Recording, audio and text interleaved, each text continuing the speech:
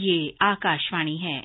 कोविड-19 विशेष कार्यक्रम के अंतर्गत प्रस्तुत है कोरोना वायरस संक्रमण की वर्तमान स्थिति पर चर्चा, जिसे प्रस्तुत कर रहे हैं आकाशवाणी संवाददाता सिद्धार्थ सिंह। इस कार्यक्रम में आमंत्रित स्वास्थ्य विशेषज्ञ हैं नई दिल्ली के अखिल भारतीय आयुर्विज्ञान संस्थान में अस्थि रोग विभाग के प्रमुख प्रोफेसर डॉक्टर राजेश मल्होत्रा।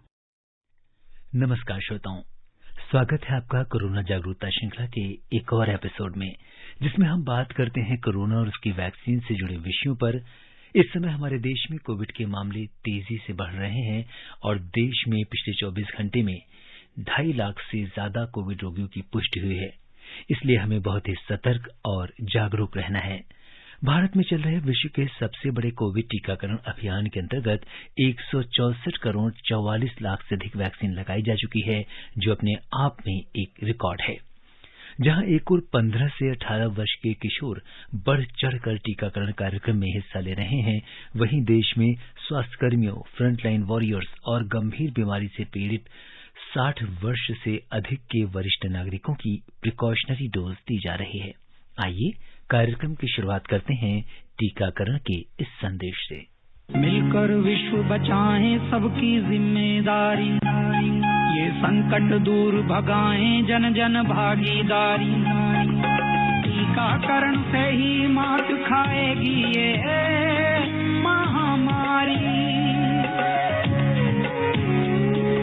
है विराट है विशाल भारत का संदेश, टीके से बचा है देश, टीके से बचेगा देश।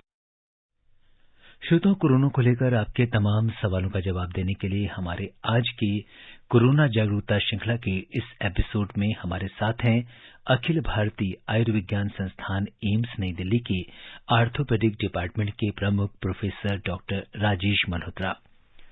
डॉक्टर राजेश की ज्वाइंट रिप्लेसमेंट और अन्य ऑर्थोपेडिक सर्जरी में विशेष दक्षता है। आपके 450 से ज्यादा पेपर्स विभिन्न अंतर्राष्ट्रीय जर्नल्स में प्रकाशित हो चुके हैं। आपने मेडिकल साइंसेज की कई सारी किताबें भी लिखी हैं। डॉक्टर राजेश का कार्यक्रम में हम हार्दिक स्वागत और अभिनंदन करते हैं। श्रोताओं, आप भी डॉक्टर साहब से कोरोना से संबंधित सवाल हमारे स्टूडियो के नंबर 011-2342-1764 पर सवाल पूछ सकते हैं। आप हमारे ट्विटर हैंडल @AIR News पर #AskAIR पर अपने सवाल पोस्ट भी कर सकते हैं। और डॉक्टर राजेश, कार्यक्रम में आपका स्वागत और बहुत बहुत अभिनंदन करते हैं। डॉक्टर राजेश, क्या आप हमें सुन पा रहे हैं? हेलो जी डॉक्टर राजेश, आपकी आवाज हमें नहीं आ रही है। थोड़ी लोकेशन चेंज करेंगे? जी डॉक्टर राजेश, थोड़ा सा अगर आप अपना लोकेशन चेंज करेंगे तो थोड़ा नेटवर्क बेहतर होगा। और इस बीच जब तक डॉक्टर राजेश से बात होती है, श्रोताओं, आपको हमने अपना स्टूडियो का नंबर बताया है। दिल्ली का कोड लगाना है, यानी 011-2342-1764, यानी 23421764। ये हमारे स्टूडियो का नंबर है, जिस पर आप हमारे एक्सपर्ट से कोरोना और इसके अलावा, चूंकि आज जो हमारे एक्सपर्ट हैं doctor Rajesh Malhotra, orthopaedic surgery में उनका बहुत लंबा एक्सपीरियंस है, तो इसके बारे में भी आप सवाल पूछ सकते हैं। डॉक्टर राजेश, क्या आप हमें सुन पा रहे हैं? जी नमस्कार, मुझे मेरी आवाज आ रही है? जी बिल्कुल आ रही है डॉक्टर राजेश। नमस्कार श्रोताओं, धन्यवाद आपका मुझे इस प्रोग्राम में आमंत्रित करने के लिए।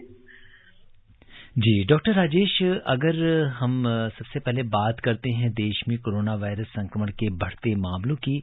हालांकि दिल्ली जैसे कुछ राज्यों में इसके मामले जरूर कम हुए हैं, लेकिन कल भी 2.5 लाख से ज्यादा नए केसेस सामने आए हैं।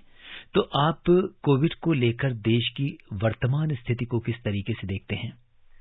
जी, आपने बिल्कुल ठीक कहा। कुछ राज्यों में जिनमें कोविड के केसेस की संख्या बड़ी तेजी से बढ़ी थी, और हम ये जानते हैं कि ये सब केसेस ज्यादातर अब ओमिक्रॉन के हैं। उनमें जिन राज्यों में ये संख्या बड़ी तेजी से बढ़ी थी, उनमें अब ये उतार पर है जी, और धीरे धीरे केसेस कम हो रहे हैं।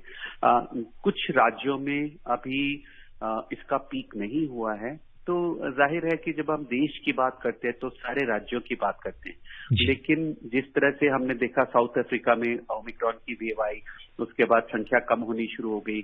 इसी तरह से हमारी दिल्ली में और महाराष्ट्र में ऐसा लगता है कि हम लोग पीक को क्रॉस कर गए हैं और संख्या कम हो रही है। तो उससे हमें ये जरूर इंडिकेशन मिलता है, ये इशारा करता है कि जिन राज्यों में भी केसेस बढ़ रहे हैं, बहुत जल्दी उनमें भी केसेस कम आने शुरू हो जाएंगे। लेकिन लोगों को तब तक पूरा कोविड एप्रोप्रिएट बिहेवियर करके और सतर्क रह के इसको तेजी से बढ़ने से रोकना है, ताकि हमारी हेल्थ केयर फैसिलिटीज जो है वो पूरी की पूरी बहुत ओवरवेल्म नहीं हो जाएं कि वो संभाल ना पाए, इतने ज्यादा केसेस ना हो जाए। जी बिल्कुल, हमने विभिन्न राज्यों की बात करी और स्टेट ऑफ कलर्स राजस्थान से हमारे पास कॉल आई है महेंद्र कुमार की भरतपुर से।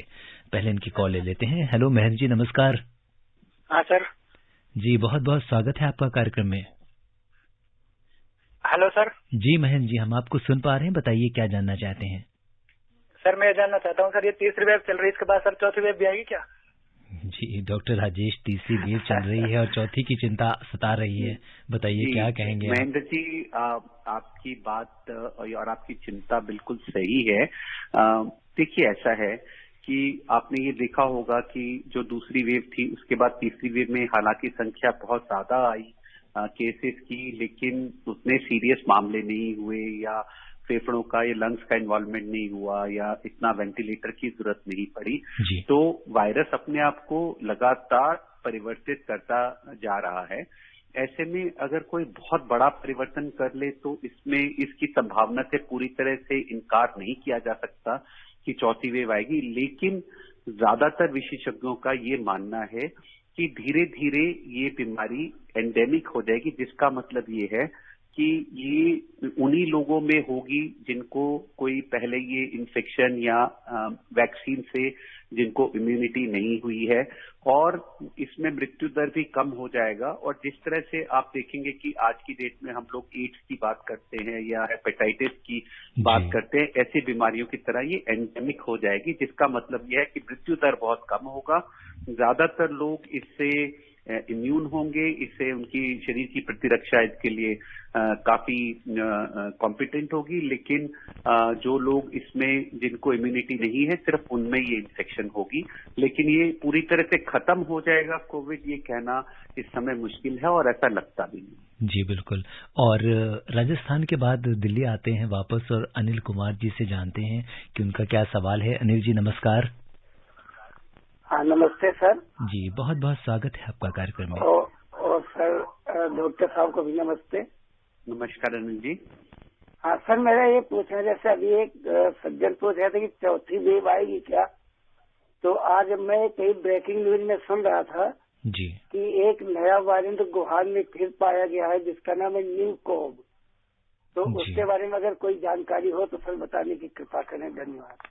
जी डॉक्टर राजेश, देखिए अब लिसनर्स भी बहुत अवेयर रहते हैं और जितने भी स्ट्रेन्स आते हैं बराबर उसके बारे में पढ़ते रहते हैं, जानना चाहते हैं, क्योंकि ओमिक्रॉन जब हमें याद है कि शुरू में या देश में जब पहला मामला सामने आया था तो उस समय लग रहा था कि कैसे हम इससे बचेंगे, और अब एक और नया स्ट्रेन, क्या कहेंगे? जी, तो इसके बारे में मैं दो बातें कहना चाहूंगा। पहली तो ये है कि आपने सुना होगा कि स्पेनिश फ्लू में या प्लेग की महामारी में कितने लोग मर गए। मुझे लगता है कि उस समय पे अगर इतनी एडवांसेस होती कम्युनिकेशन में, या जैसे अभी डिजिटल वर्ल्ड है कि कोई भी डेवलपमेंट दुनिया में कहीं भी कोई इसके बारे में कोई नया इजाद होता है, कोई नई डिस्कवरी होती है, तो तुरंत पूरी दुनिया भर में पता लग जाता है, तो उससे इन बीमारियों को कंट्रोल करने में बहुत मदद मिलती है। तो इसलिए हमें ये फायदा है कि हम ऐसे युग में हैं जहाँ पे एक तरह से दुनिया बड़ी छोटी होगी और कहीं भी कोई भी वैज्ञानिक पूरी दुनिया में कोई भी इसके बारे में खोज करेगा तो बहुत तुरंत ही वो पूरी दुनिया में इसके बारे में जानकारी हो जाएगी। जहाँ तक आपने न्यू कोव का कहा, तो ऐसा है, देखिए ये जो कोविड वायरस है इनको हम जूनोटिक वायरसेस कहते हैं, क्योंकि ये वो वायरसेस हैं जो जानवरों में होते हैं और फिर गलती से या कूद के इंसान में आ जाते हैं। ये जो बहुत घातक किस्म का न्यू कोव है, ये अभी चमगादड़ों में पाया गया है और ये चिंता की जा रही है कि कभी ऐसा ना हो कि भविष्य में इंसानों में आ जाए। अभी ये इंसानों को प्रभावित नहीं कर सकता, इसलिए आप इसके बारे में बिल्कुल चिंतित ना हो। देखिए, ऐसा है कि बहुत ज्यादा जो इन्फॉर्मेशन होती है वो कभी कभी बहुत ज्यादा डरा देती है आपको, जिसकी आवश्यकता नहीं होती है। तो इसकी, जैसे आपने ठीक किया कि ऐसा कोई अगर आपके जहन में विचार आता है तो विशेषज्ञों से इसके बारे में पूछ लें। अभी आपको उसके बारे में कोई चिंता करने की आवश्यकता नहीं है, क्योंकि अभी तक ऐसा कोई सबूत नहीं है कि इंसानों में ये इन्फेक्शन हो सकती है। जी। और डॉक्टर राजेश, हम पहले राजस्थान गए, फिर दिल्ली आए, और अब चलते हैं बिहार में पूर्णिया, जहां से मोहम्मद मजहर जी हमारे साथ कार्यक्रम में जुड़ गए हैं। मजहर जी नमस्कार, बहुत बहुत स्वागत है आपका कार्यक्रम में। नमस्कार सर, डॉक्टर साहब को भी नमस्कार। नमस्कार जी। सर, मेरा 2 सवाल है सर। जी। मेरा सवाल ये है कि कोविशील्ड और कोवैक्सीन में क्या फर्क है दोनों में, और दूसरा सवाल ये है कि चलिए नेक्स्ट टाइम।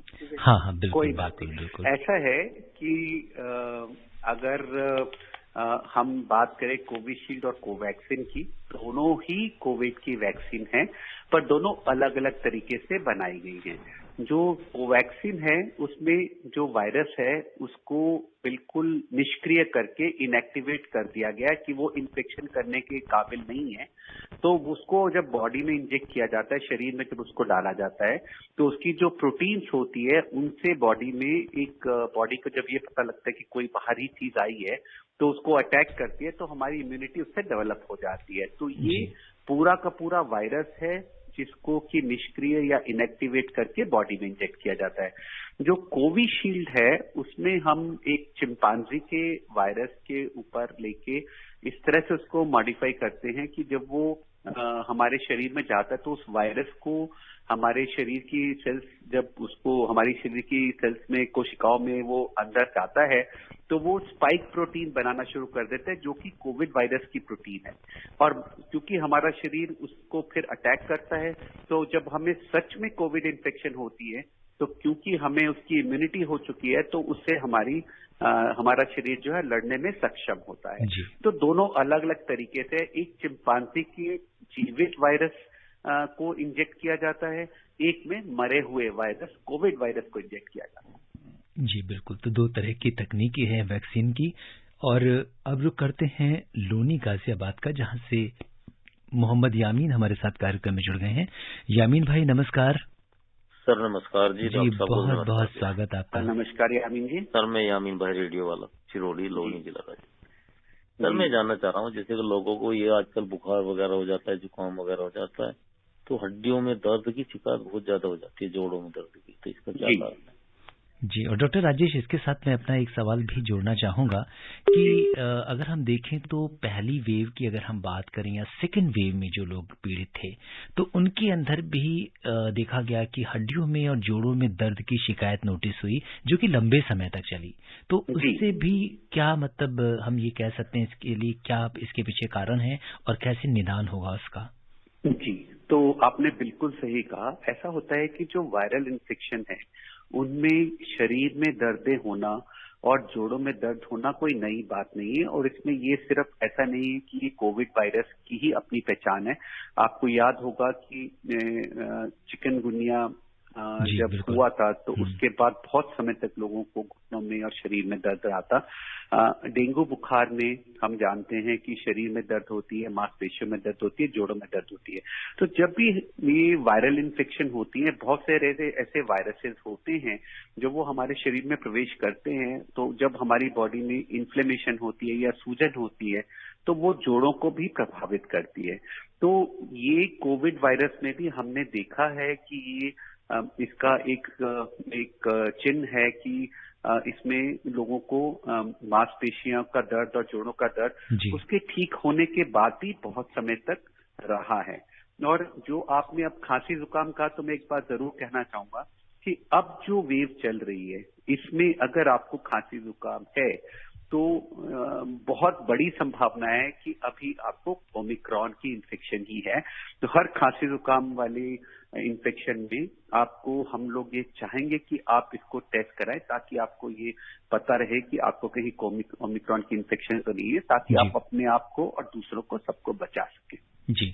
और इसके अलावा डॉक्टर राजेश, अगर हम देखें तो इस समय दिल्ली में कड़ाके की ठंड पड़ रही है, पूरे उत्तर भारत में ही शीतलहर है, तो ऐसे में अक्सर हड्डियों में दर्द होना, जोड़ों में दर्द होना और जो पुराने गठिया के मरीज हैं उनमें भी तकलीफ बढ़ जाती है, स्टिफनेस आ जाती है। तो इसके पीछे क्या कारण है और कैसे हम इससे बचाव कर सकते हैं? जी, ये बहुत अच्छा सवाल है, क्योंकि हम सब ये जानते हैं कि सर्दियों में मांसपेशियों का दर्द, जोड़ों का दर्द बढ़ जाता है। देखिए, आपने कभी देखा होगा कि कभी गर्मियों में चोट लगती है तो आपको कुछ खास दर्द नहीं होता, आप उठ के चल पड़ते हैं।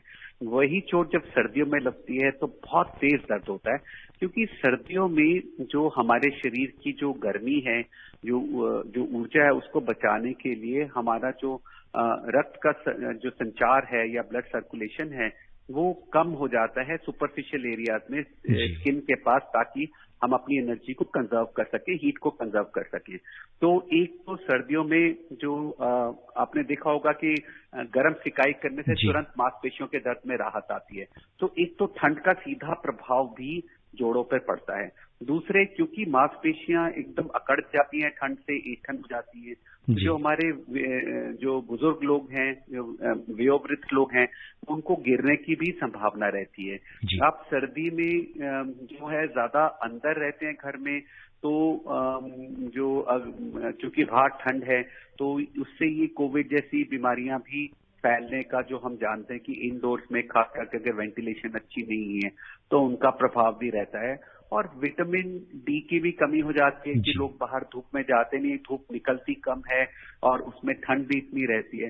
तो ये सब वजह हैं जिनकी वजह से जो जोड़ों में और मांसपेशियों में दर्द जो है वो सर्दियों में बहुत बढ़ जाता है।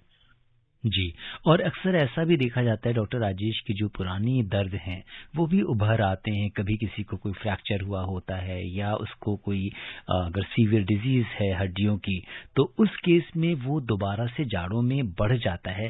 तो इसको रोकने के लिए या ये कम हो, इसके लिए हम क्या कर सकते हैं? जी, बिल्कुल सही। हमने ये देखा है कि कभी भी अचानक अगर ह्यूमिडिटी बढ़ जाती है, जैसे कि अचानक बारिश हो जाए या अचानक ठंड पड़ जाती है, तो पुरानी से पुरानी भी हड्डी की चोट उस समय दर्द करने लग जाती है। तो आप ये देखिए, इसका सीधा जो है कारण और प्रभाव वाली बात है या कॉज एंड इफेक्ट वाली बात है। अगर सर्दी में अगर आपको ये सब चीजें आती हैं तो अगर आप अपने को ठीक टेम्परेचर में रखेंगे, कमरा जो है उसका टेम्परेचर हीटर वगैरह इस्तेमाल करके ज्यादा ठंड में अपने आप को नहीं एक्सपोज करेंगे, अगर अच्छे से वुलन कपड़े पहन के रखेंगे, अगर जरूरत हो तो कुछ सिंपल दर्द की दवाई जैसे पैरासिटामोल वगैरह ले लेंगे। और दूसरी बात सबसे ज्यादा जरूरी ये है कि अगर आप निरंतर एक्सरसाइज या व्यायाम करते रहें, अपने जोड़ों को हिलाते रहें, अपनी मांसपेशियों की कसरत करते रहें और विटामिन डी लें, क्योंकि सर्दियों में उसकी जो है कमी होना भी बहुत कॉमन है। तो ऐसे में विटामिन डी लेने से आप इन सब चीजों से बच सकते हैं। जी, और डॉक्टर राजेश, विटामिन डी की आपने बात की है और महानगरों की जो लाइफ स्टाइल है, चाहे हम मेट्रोज की बात करें तो बहुत ज़्यादा लोगों का जो सन एक्सपोजर है वो बिल्कुल होता ही नहीं है।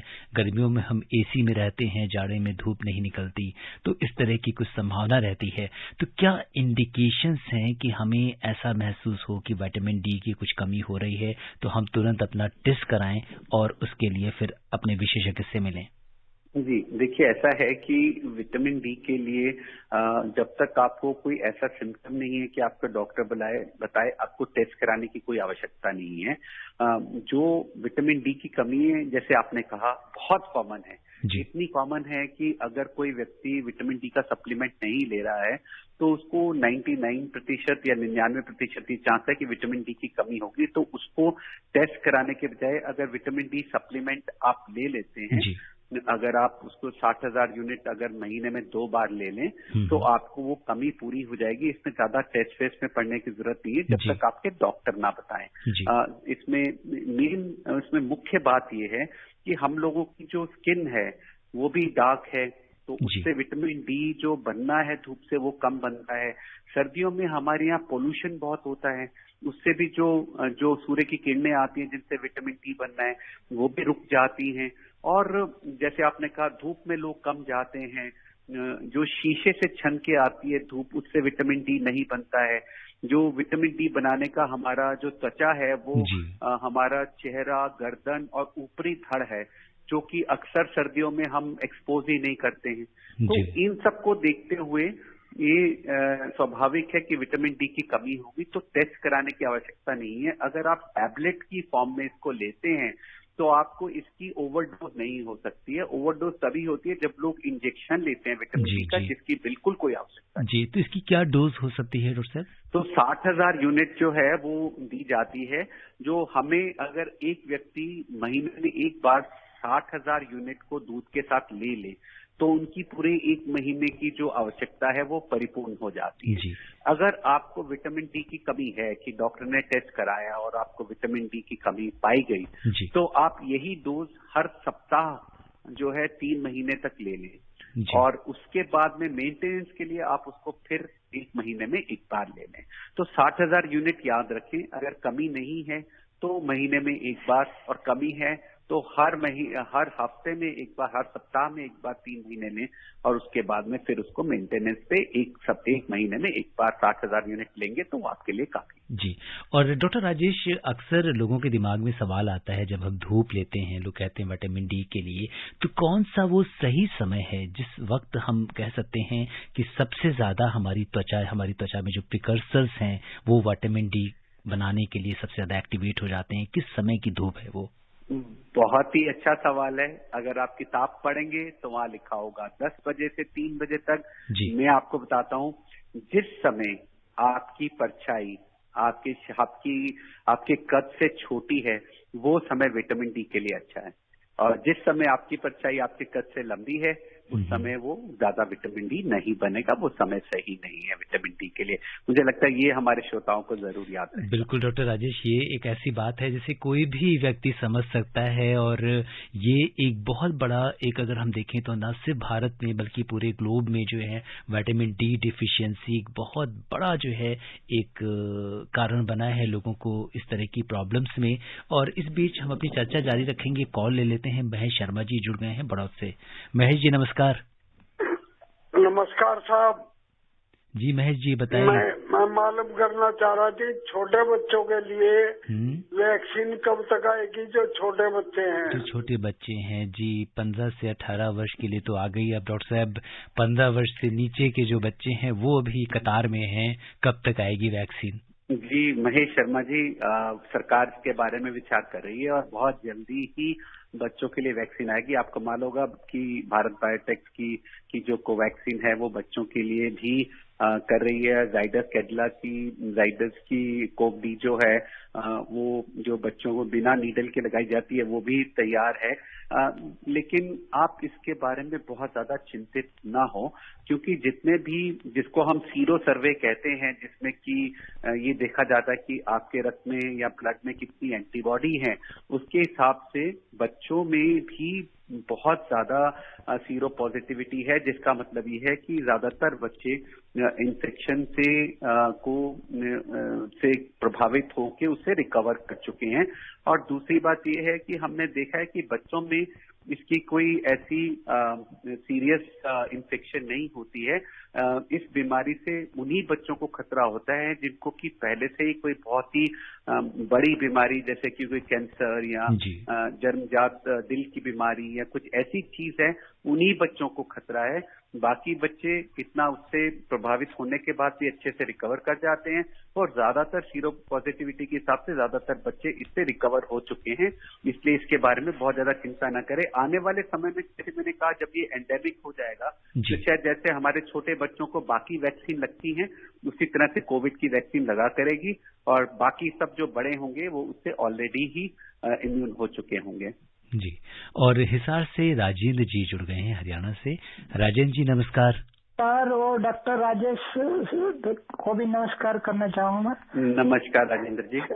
मैं ये सब जानना चाहता हूँ, जानकारी बहुत अच्छी डॉक्टर साहब ने विटामिन और हड्डियों के बारे में दी जी। तो बच्चों की जैसे हड्डियाँ जैसे गिरते ही टूटने का आजकल बहुत ज्यादा हो रहा है, तो इसके बारे में और भी बताएं। तो जैसे और विटामिन जैसे बताइए, अच्छी जानकारी दी। मैं ये कहना चाहता हूँ, जैसे अच्छे धूप में रहेंगे तो क्या कोरोना से भी बचाव मिलेगा ये विटामिन डी लेने से? और ये जानकारी। डॉक्टर राजेश, विटामिन्स का कोविड प्रोटेक्शन में क्या? इन्होंने बड़ा अच्छा सवाल पूछा है। एक दुनिया भर में ये रिसर्च काफी हुई है कि जिन लोगों को विटामिन डी की कमी थी उनको कोविड इन्फेक्शन भी बहुत ज्यादा हुई और उनको जो है मृत्यु दर भी बहुत ज्यादा थी। और जिन लोगों में विटामिन डी के लेवल अच्छे थे उनको इन्फेक्शन भी कम हुआ और दुष्प्रभाव भी कम हुए।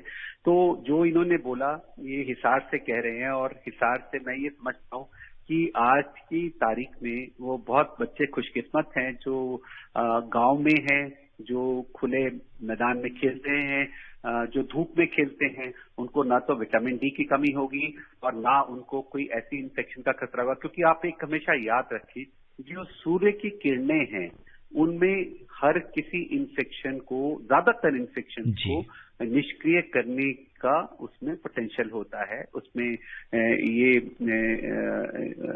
वो रहता है कि ये इसीलिए हमारे बड़े बूढ़े जो है वो कपड़ों को धूप में डालते थे, नहाने के बाद तौलिया धूप में डाल दिया, कपड़ों को धूप में डाल दिया, बीमार रोगी के कपड़े भी धुल के और धूप में डाल दिए। धूप अपने आप में बड़ा अच्छा एक डिसइंफेक्टेंट है जो कीटाणुओं का नाश करता है। तो इसलिए बच्चों को अच्छा संतुलित आहार दें, समय पे उनकी वैक्सीनेशन कराएं, उनके खान पान का ध्यान रखें, उन्हें खेलने कूदने दे ओपन में, खुले में, तो कोई समस्या नहीं। डॉक्टर राजेश, बच्चों के लिए ये जो पूरा कोविड का पीरियड था, कोविड का काल था, बहुत एक हम ये कह सकते हैं बच्चे बेचारे खेल के मैदानों से दूर थे, घर में कैद हो गए और उन्होंने एक ऐसा जीवन व्यतीत किया, स्कूल्स बंद हो गए और एक चार दीवारी के अंदर रह गए, तो उनके मन पर भी इसका बहुत प्रभाव पड़ा और आज उसी में वो अपनी जिंदगी ढूंढ रहे हैं। उम्मीद करते हैं कि केसेस कम होंगे और जल्दी से अपने कॉलर को ले लेते हैं। रामकिशन जी राजस्थान अलवर से जुड़ गए हैं। रामकिशन जी नमस्कार। हेलो रामकिशन जी। हेलो रामकिशन जी, क्या आप हमें सुन पा रहे हैं? जी सर नमस्कार। जी नमस्कार। नमस्कार, समय कम है, जल्दी से अपना सवाल पूछिए। जी हाँ नमस्कार रामकिशन जी। सर जी मेरे दो सवाल है। जी सर जी, एक तो मैं क्या ब्लाइंड हूँ तो मैंने दोनों वैक्सीन लगवा ली, तो सर अब तीसरी लगेगी तो वो हमको कितने टाइम पे लगेगी ये बताइए सर। आपकी उम्र क्या है? आपकी उम्र क्या है? सर मेरी उम्र है 49। जी जी जी डॉक्टर साहब। तो रामकिशन जी, ये जो तीसरी डोज की बात चल रही है ये सरकार की तरफ से एहतियाती या प्रिकॉशनरी डोज है। जो एक नॉर्मली एक सामान्य स्वस्थ व्यक्ति है जिसको कोई बीमारी नहीं है, वो 2 डोज के बाद भी अच्छे से उसकी इम्यूनिटी हो जाती है। लेकिन कुछ बीमारियां ऐसी होती हैं जिनमें वैक्सीन लगाने के बाद उसका पूरा इफेक्ट नहीं आता, या जब बहुत वृद्ध हो जाते हैं तो आपके शरीर में जो एंटीबॉडीज हैं वो इतने अच्छे से नहीं बनती हैं जो आपकी प्रतिरक्षा को पूरी तरह से कामयाब कर सके, सफल कर सके। तो इसलिए ये एहतियाती जो ये वैक्सीन है ये उन लोगों के लिए है जो 60 वर्ष से ऊपर हैं। और डॉक्टर राजेश, अब समय इजाजत नहीं दे रहा कि हम इस चर्चा को आगे बढ़ाएं। आप कोविड-19 के इस विशेष कार्यक्रम से जुड़े, आपने हमसे चर्चा की, श्रोताओं के प्रश्नों का उत्तर दिया, आपका बहुत बहुत धन्यवाद और आभार। जी नमस्कार। श्रोताओं, आपसे यह कहेंगे डॉक्टर राजेश ने आपको कोरोना से बचने के लिए और आपके स्वास्थ्य को लेकर जो भी सावधानियां बताई हैं आप उनका पालन कीजिए। आप प्लीज अपना बहुत बहुत ख्याल रखिएगा। आप स्वस्थ और खुशहाल रहें, इसी कामना के साथ दीजिए मुझे अनुमति। नमस्कार। कोविड-19 विशेष कार्यक्रम के अंतर्गत अभी आप सुन रहे थे कोरोना वायरस संक्रमण की वर्तमान स्थिति पर चर्चा, जिसे प्रस्तुत कर रहे थे आकाशवाणी संवाददाता सिद्धार्थ सिंह। इस कार्यक्रम में आमंत्रित स्वास्थ्य विशेषज्ञ थे नई दिल्ली के अखिल भारतीय आयुर्विज्ञान संस्थान में अस्थि रोग विभाग के प्रमुख प्रोफेसर डॉक्टर राजेश मल्होत्रा। ये कार्यक्रम आकाशवाणी के समाचार सेवा प्रभाग द्वारा प्रस्तुत किया गया। इसे आप हमारे mobile app news on AIR और YouTube channel news on AIR official पर भी सुन सकते हैं। इस कार्यक्रम के संबंध में अपनी प्रतिक्रिया आप हमें ईमेल कर सकते हैं। ईमेल आईडी है airnsdtalks@gmail.com। इस कार्यक्रम को फिर से सुनने के लिए लॉग ऑन करें हमारी वेबसाइट newsonair.nic.in।